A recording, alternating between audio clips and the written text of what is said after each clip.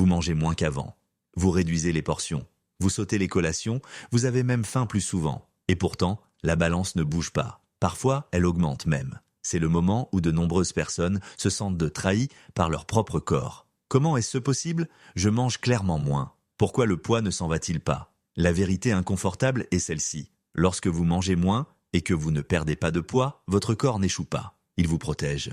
Du point de vue du corps, la restriction progressive ne ressemble pas à de la discipline. Elle ressemble à un danger. L'apport énergétique diminue, les hormones du stress augmentent et votre métabolisme passe discrètement de la combustion à la défense.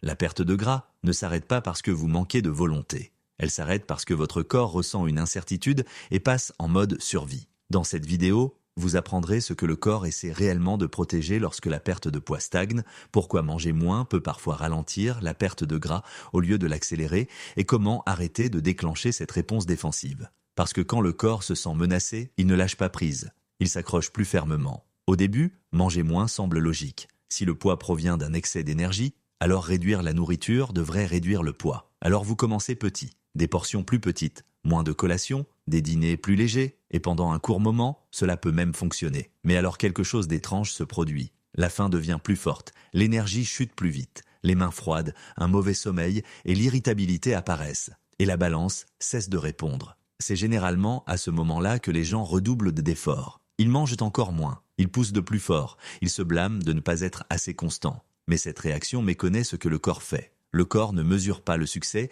par le peu que vous mangez. Il mesure la sécurité par la prévisibilité de l'énergie. Lorsque l'apport alimentaire diminue progressivement sans structure claire, le corps ne voit pas un régime. Il voit l'instabilité. Et l'instabilité déclenche la protection. C'est particulièrement vrai après 40 ans quand la flexibilité métabolique est plus faible et la sensibilité au stress est plus élevée. Le corps commence à poser des questions critiques. La nourriture devient-elle peu fiable? La disponibilité énergétique est-elle menacée? Devons-nous économiser? Lorsque la réponse semble incertaine, la réponse est automatique. La dépense énergétique chute. Le mouvement devient inconsciemment plus restreint. Les hormones se déplacent vers le stockage, pas vers la libération. C'est pourquoi manger moins produit souvent moins d'énergie, pas plus de perte de gras. Ce n'est pas une punition, c'est une adaptation. La plupart des conseils de perte de poids ignorent cette réponse. Ils traitent le corps comme une calculatrice au lieu d'un système de survie. Calories entrantes, calories sortantes. Mais les humains ne sont pas des machines.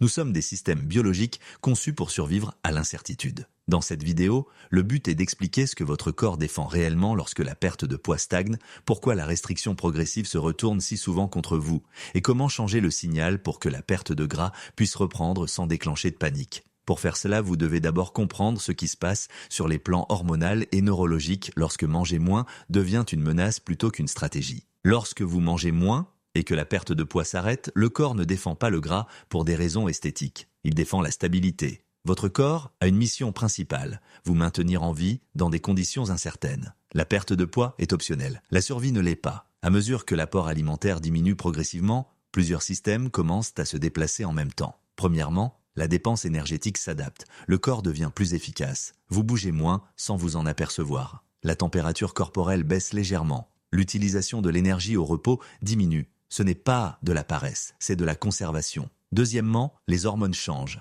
La leptine, l'hormone qui signale l'abondance d'énergie, chute à mesure que l'apport diminue. Quand la leptine chute, le cerveau reçoit un message clair. Les ressources deviennent rares. En réponse, les hormones de la faim augmentent. Les signaux de satiété s'affaiblissent. Et la combustion des graisses est dépriorisée. En même temps, le cortisol augmente. Le rôle du cortisol est de vous protéger lors d'une menace perçue. Il augmente la glycémie pour s'assurer que le cerveau a du carburant. Mais une glycémie plus élevée nécessite de l'insuline. Et l'insuline dit aux cellules graisseuses de rester fermées. Cela crée un paradoxe. Vous mangez moins, mais l'insuline ne chute pas comme prévu. Vous restreignez les calories, mais le gras reste protégé. Le troisième système impliqué est la thyroïde. À mesure que l'apport décline, le corps réduit subtilement la production thyroïdienne pour ralentir le métabolisme. Ce n'est pas une maladie. C'est une réponse adaptative destinée à prolonger la survie pendant les périodes de disette. La perte de gras ralentit non pas parce que le gras est têtu, mais parce que le corps choisit l'efficacité plutôt que la libération. Considérez maintenant le tissu adipeux lui-même. Le gras n'est pas un stockage passif, c'est une réserve d'urgence. Quand le corps ressent de l'incertitude,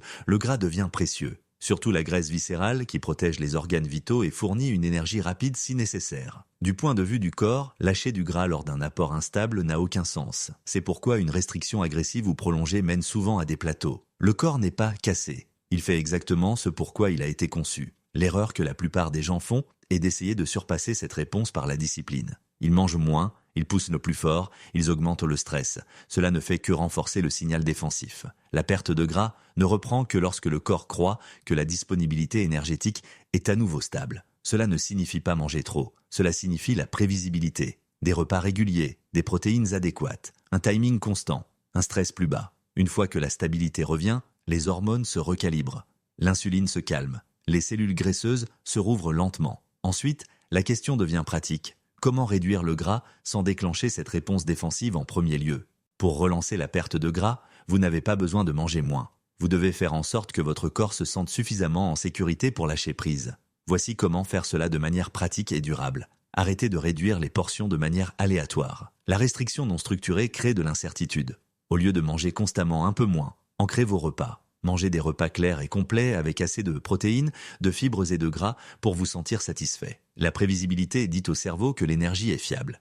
La perte de gras répond à la structure, pas au chaos. Protégez d'abord les protéines. Les protéines sont un signal de sécurité. Elles préservent les muscles, stabilisent la glycémie et abaissent les hormones de la faim. Quand l'apport en protéines est trop faible, le corps augmente le cortisol et réduit le métabolisme. Des protéines adéquates permettent à la perte de gras de se produire sans déclencher de panique.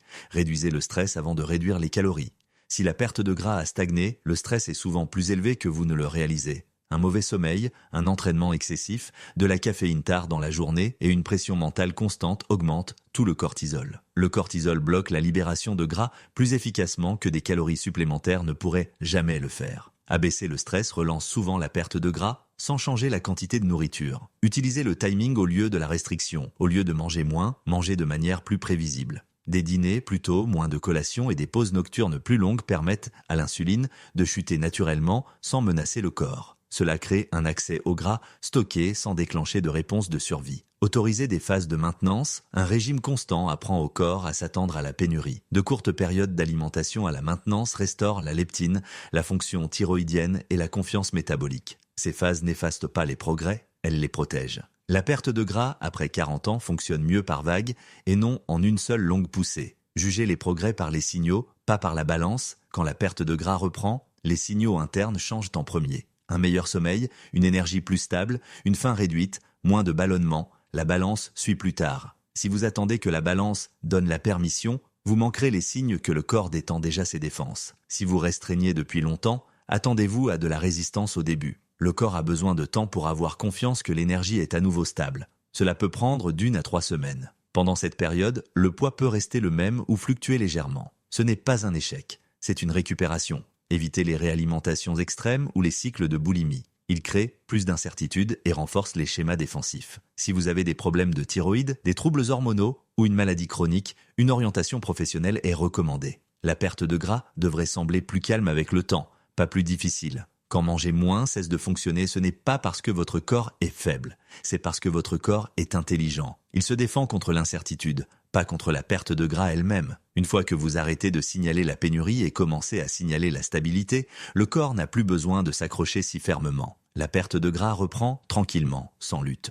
La santé ne se construit pas par une restriction constante, elle se construit en comprenant comment le corps se protège. Si cette vidéo vous a aidé à repenser pourquoi manger moins a cessé de fonctionner, partagez votre expérience dans les commentaires. Avez-vous ressenti un blocage malgré des efforts plus intenses? Abonnez-vous pour des explications basées sur la science sans battage publicitaire. Et dans la prochaine vidéo, vous apprendrez pourquoi la motivation n'est pas la solution au plateau de perte de gras. Votre corps ne vous résistait pas. Il essayait de vous garder en sécurité.